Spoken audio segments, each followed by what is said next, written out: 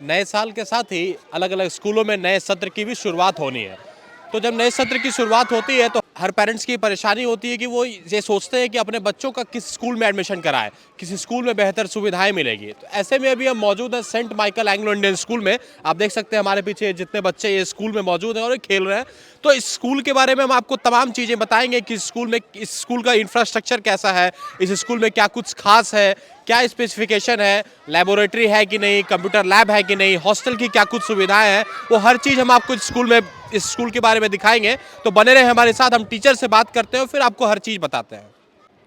तो हमारे साथ स्कूल के शिक्षक मौजूद हैं, सीधे हम इनसे बात करते हैं और जानते हैं कि स्कूल में क्या कुछ पढ़ाई को लेकर क्या कुछ सुविधाएं हैं। तो सीधे सर से बात करते हैं। सर, सबसे पहले नमस्कार हमारे चैनल पे आपका। नमस्कार, थैंक यू। मेरा नाम अभिषेक झा है। मैं इस स्कूल में फ़िज़िक्स का टीचर हूँ।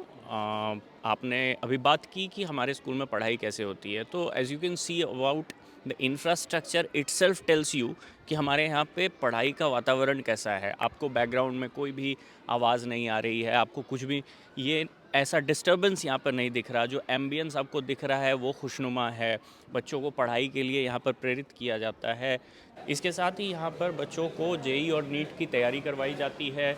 जैसे ही बच्चे 11वीं और 12वीं में पहुँचते हैं, हम उसे स्कूल और सीबीएसई बोर्ड एग्ज़ाम के साथ साथ नीट और जेई की तैयारी के लिए प्रेरित करते हैं और उन्हें उसी हिसाब से पढ़ाते हैं कि स्कूल के बोर्ड के एग्ज़ाम ख़त्म होते होते वो बच्चे नीट और जेई को क्रैक करने के लिए तैयार हों और तत्परता से उस परीक्षा को दें और भविष्य में एक अच्छा इंजीनियर और एक अच्छा डॉक्टर बनकर उभरें। तो आप कह रहे हैं कि जो बच्चे 10th के बाद यहाँ से कोटा या और जगहों के लिए प्रयास करते हैं तो उन्हें वो बाहर जाने की ज़रूरत नहीं पड़ेगी। मेरे मेरे अनुसार या मेरे विचार से आप पूछें तो कोटा जाने की ज़रूरत बिल्कुल भी नहीं है। सबसे ज़रूरी चीज़ होती है स्कूली शिक्षा। अगर आप कोटा जाते हैं तो वहाँ पर आपको सिर्फ जेई और नीट के लिए पढ़ाया जाएगा। ऑब्जेक्टिव टाइप ऑफ स्टडी हो जाएगी, एलेबोरेटिव कुछ नहीं होगा, डिस्क्रिप्टिव कुछ नहीं होगा। और जो बोर्ड एग्ज़ाम की ज़रूरत है वहाँ पर आपको सब कुछ चाहिए। वहाँ पे आपको डिस्क्रिप्टिव राइटिंग भी चाहिए, कंसेप्चुअल राइटिंग भी चाहिए।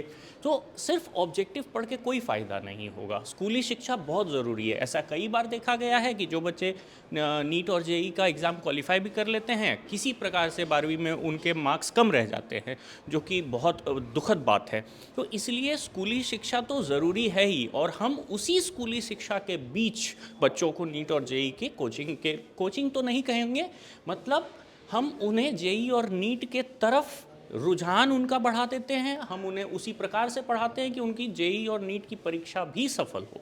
इन सब के साथ साथ स्टडी मटेरियल भी बहुत मायने रखता है। तो क्या स्कूल से स्टडी मटेरियल भी प्रोवाइड कराए जाते हैं? जी बिल्कुल कराया जाता है। अगर मैं बात कर रहा हूँ नीट और जेई की, तो जब तक हम उन्हें study material, proper DPP, proper question आयर, ये सब कुछ ना दें, तब तक बच्चे पढ़ तो लेंगे, फिर उसे प्रैक्टिस कैसे करेंगे। तो रेगुलर टेस्ट ये भी ज़रूरी है, वो भी हम कंडक्ट करवाते हैं। बच्चों को उनकी कमियां बताते हैं कि किस तरह से वो उन कमियों को पूरा करेंगे। हम इसके लिए भी उन्हें प्रेरित करते रहते हैं। It is not just important to teach, rather it is very important to tell the students where are they lacking and how they can overcome all their weaknesses so that the end result is fruitful. देखा जाता है कि बच्चे जब 6 के बाद पहुंचते हैं, जब हायर स्टैंडर्ड में आते हैं 7th के बाद में, तो वहाँ पर लेबोरेटरी बहुत मायने रखती है, क्योंकि मतलब थियोरिटिकल के साथ साथ प्रैक्टिकल भी बहुत मायने रखते हैं। तो लेबोरेटरी की यहाँ पर क्या कुछ सुविधाएं हैं? हमारे यहाँ पे बिल्कुल फुल फ्लेजेड लेबोरेटरीज़ हैं, चाहे वो फिज़िक्स की हो, चाहे वो केमिस्ट्री का हो, चाहे बायोलॉजी का हो, मैथमेटिक्स का हो, म्यूज़िक का हो। हर चीज़ की लेबोरेटरी की व्यवस्था यहाँ पर बहुत अच्छी है।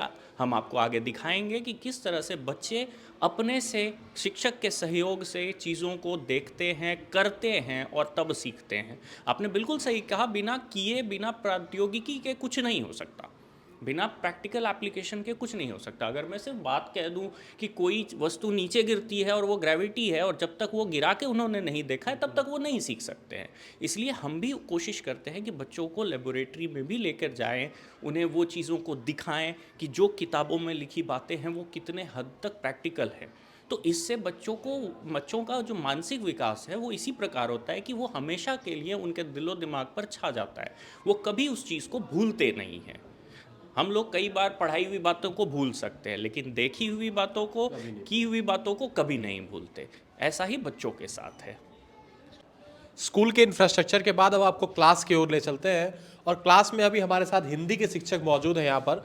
सर सब स्वागत है आपका। जी शुक्रिया सर। देखा जाता है सर इंग्लिश मीडियम स्कूलों में खासकर पेरेंट्स की शिकायतें रहती है कि इंग्लिश मीडियम स्कूल है, सिर्फ इंग्लिश में बात होता है, इंग्लिश बच्चों का बहुत अच्छा हो जाता है, लेकिन कहीं ना कहीं हिंदी जो सब्जेक्ट है, हिंदी जो विषय है, वो कहीं ना कहीं थोड़ा सा अधूरा या कह सकते हैं कि वीक हो जाता बच्चों का। इस पर क्या कहिएगा सर? सर मेरा मानना थोड़ा सा इससे अलग है सर। मैं मानता हूँ चाहे वह विद्यालय अंग्रेजी माध्यम हो या हिंदी माध्यम हो, वो बच्चे की अभिरुचि बहुत ही मायने रखती है और ख़ास करके प्रत्येक भाषा पर बच्चों का बहुत अच्छा पकड़ होता है सर। और जहाँ तक सवाल आपका है कि हिंदी में बच्चे कमज़ोर होते हैं, हाँ ये बात मैं मानता हूँ कि कुछ अंग्रेजी माध्यम विद्यालय ऐसे हैं जहाँ पर बच्चों का हिंदी उतना खूबसूरत नहीं हो पाता। लेकिन सर हम अपने ओर से ये हमेशा प्रयास करते हैं कि बच्चे को शब्दार्थ बेहतरीन कर दिया जाए, बच्चे का व्याकरण खूबसूरत कर दिया जाए, तो बच्चे का भाषा शैली अपने आप जो है खूबसूरत हो जाता है सर। तो हमारा प्रयास यही होता है कि हम बच्चों को खूबसूरत तरीके से जो है अच्छा जो है भावनाओं को अभिव्यक्त कर सके और प्रत्येक उनको व्याकरण पर पकड़ हो ताकि वह अपना भाषा खुद भी सुधार सकता है सर। स्पेशली हिंदी के साथ साथ मतलब हिंदी में कुछ अलग अलग श्लोक होते हैं या किसी का वो शब्दार्थ या अर्थ जानना होता है, तो वहाँ पर बच्चे कभी फंसते हैं, तो उसके लिए सर कैसे आप किस तरीके से बच्चों को क्लियर करते हैं वो डाउट? जी, जो बच्चों को ये परेशानी होती है कि वह अध्ययनरत जब रहते हैं सर, तो कुछ ऐसे कठिन शब्द होते हैं उनके समक्ष जहाँ पर कि बच्चे थोड़े से असमंजस में पड़ जाते हैं। तो हमारा उद्देश्य होता है कि हम प्रत्येक कठिन शब्दों को एक अलग कक्षा में लेकर उन बच्चों को उनको सही अर्थ दिखाया जाए और उनके सही अर्थों से उन्हें अवगत करवाया जाए। और जब वो बच्चे उन कठिन शब्द से अवगत हो जाते हैं तो बच्चे खुद भी उन चीज़ों को पढ़ पाते हैं, समझ पाते हैं। और जहाँ कहीं भी कुछ बच्चे ऐसे भी होते हैं, चूँकि प्रत्येक कक्षा में कुछ बच्चे ऐसे होते हैं सर किसी ना किसी विषय में थोड़े कमज़ोर होते हैं, तो उस खास बच्चों के लिए एक अलग से कक्षा संचालित किया जाता है ताकि हम उसके आधार को मजबूत कर सकें और उसको खूबसूरत बना सकें। हमने आपको स्कूल का इंफ्रास्ट्रक्चर दिखाया, हमने स्कूल की क्या कुछ सुविधाएं थी, चाहे वो लेबोरेटरी हो, कंप्यूटर लैब हो, अलग अलग फिजिक्स केमिस्ट्री बायोलॉजी के लैब हो, स्मार्ट क्लासेस हो, क्लासेस में पढ़ाई कैसे हो रही है, वो हर चीज़ें हमने आपको दिखाई। आखिरी चीज़ें एक बाकी रह गई, वो थी हॉस्टल। तो हॉस्टल के बारे में बताने के लिए हमारे साथ स्कूल के सबसे वरीय शिक्षक मौजूद हैं। हम उनसे जानते हैं कि हॉस्टल की क्या कुछ सुविधाएँ हैं। सर सबसे पहले नमस्कार आपका। नमस्कार सर हॉस्टल की क्या कुछ सुविधाएं हैं? सर हॉस्टल हम लोग का जो फैसिलिटीज़ है बॉयज़ और गर्ल्स दोनों के लिए एक जैसा है। गर्ल्स का डिपार्टमेंट अलग है और बॉयज़ का बिल्कुल अलग डिपार्टमेंट है। दोनों का वार्डन अलग अलग है दोनों में, और पढ़ाने का सुविधा बिल्कुल बहुत ही अच्छा है। ये नेचुरल इन्वायरमेंट है, यहाँ पर खेल का सुविधा अच्छा है, खाना पीना तो अकॉर्डिंग टू मेन्यू के साथ दिया जाता है per day, protein, carbohydrate, fats, सब बैलेंस अमाउंट में दिया जाता है। हाँ, और बच्चे को वो जो फूड दिया जाता है कंप्लीट बैलेंस न्यूट्रिएंट दिया जाता है। किसी भी गार्जियन से ये नहीं कहा जाता कि बाहर से खाना भेजिए, बाहर आउटसाइड से फूड्स मिल जाता है, और जो फूड मिलता है बच्चे के लिए एकदम उचित, इसका जो हेल्थ वगैरह हाइजीनिक प्रोसेस से गुजार कर उसको दिया जाता है बच्चे।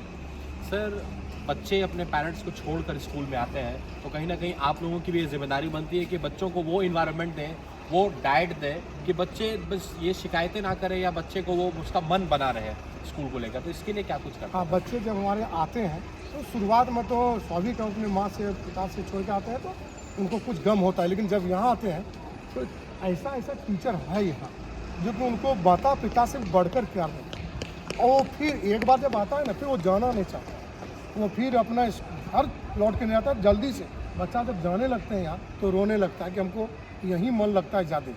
उसका इन्वायरमेंट इतना सूट हो जाता है, इसका जितना इंटरेक्शन देखते हैं उसका बच्चा दोस्त है, नया दोस्त बन जाता है इसका। और इस दोस्त का वो दोस्त को मिलना असंभव है, वो दोस्त का जो कल्चर बिगड़ जाता है, यहाँ कल्चर वान हो जाता है। तो इसीलिए यहाँ जो बच्चे आते हैं शुरू में तो रखता है, लेकिन बाद में वो इतना सुंदर हो जाते हैं वो घर जाना ही नहीं चाहते। यहाँ को बच्चे जितने भी आप देखते हैं टीचर, अलग अलग प्रकार का टीचर, उसका गेम है, स्पोर्ट्स होता है, यहाँ क्या कहते हैं उसको, कल्चर का भी प्रोग्राम होता है, कल्चर प्रोग्राम होते रहता है। हर एक वीक में उसको अच्छी प्रकार से उसको कल्चर प्रोग्राम होता है, उसको गाने का अच्छा से मौका दिया जाता है। वो कोई चीज़ में अच्छा एक्स्ट्रा वर्क एक्टिविटी में वो काम करना चाहता है, वो हर एक से कर सकता है।